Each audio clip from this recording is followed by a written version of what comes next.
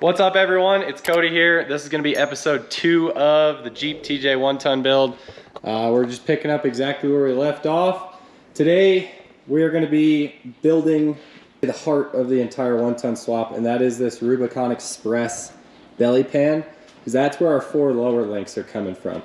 So we're gonna go ahead and get this entire Rubicon Express Belly Pan assembled and on the Jeep. That way we can measure out the lengths of our links, and I'll show you guys how I got stock measurements from certain points on the Jeep to the axle, and then we're gonna go from there. But basically the gist is a 4-inch stretch in the front, because the steering box is gonna start to become a severe problem if you get around 5. So I'm thinking 4 is gonna be the best of both worlds. That way we're not having to completely recreate the front end of the Jeep. And then we're looking at 10 to 11 in the rear. It's gonna put us right around 107 to 108 inch wheelbase, which is gonna be pretty gnarly on the TJ. So we're gonna go ahead and get started on the assembly of this belly pan and go from there.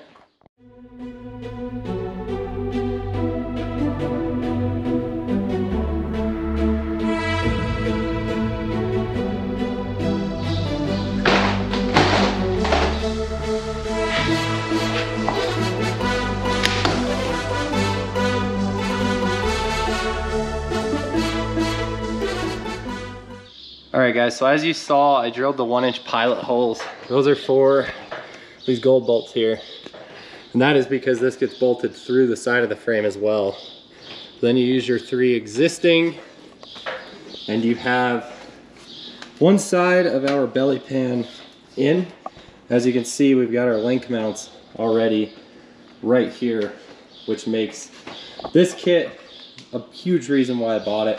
Plus it's a very clean belly pan, and it'll be flat across the bottom. So we're gonna go ahead and duplicate this exact thing on this side, and then we'll start getting the rest of this done. All right, so we had the whole skid plate up, but now we have to go back through, drill 1-inch hole saws in 3 spots on each side of the frame, and then we are going to take these pins here, pin the inside of the frame, and then that's going to give us that side support we need for this link setup.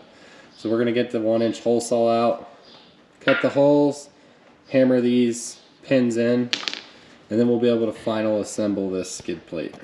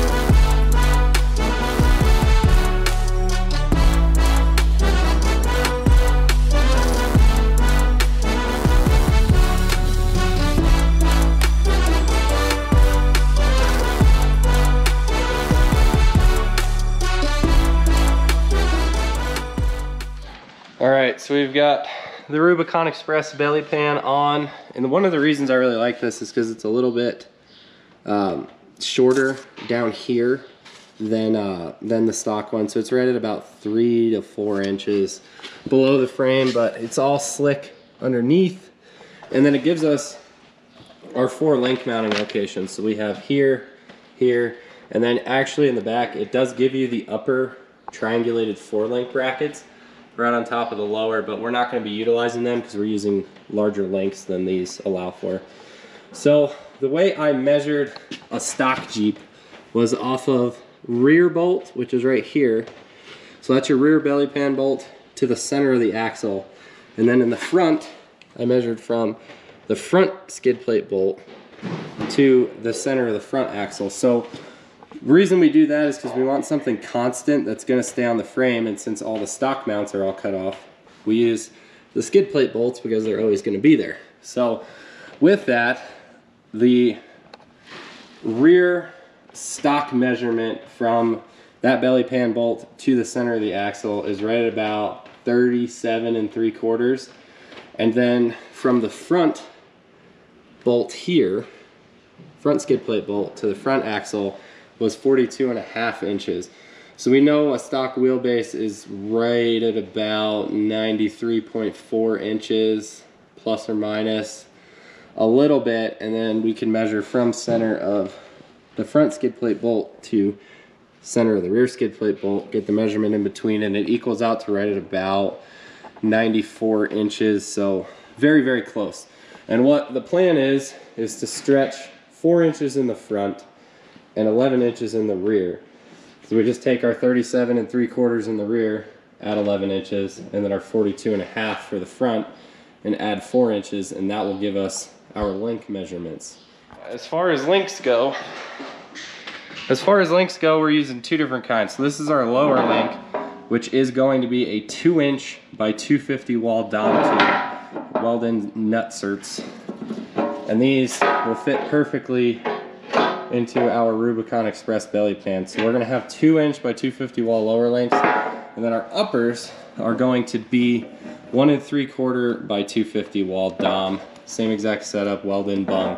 And the reason we can't use the stock location on the Rubicon Express kit is because it is too small for our larger upper links.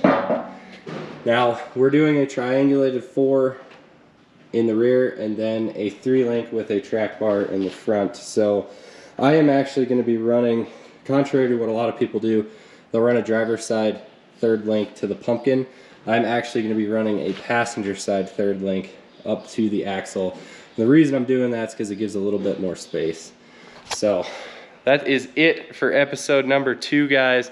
Don't forget to comment, like, and subscribe. Let me know what you're doing with your Jeeps, and if you guys have any tips for this one. We are getting some progress done. We'll catch you guys on the next one.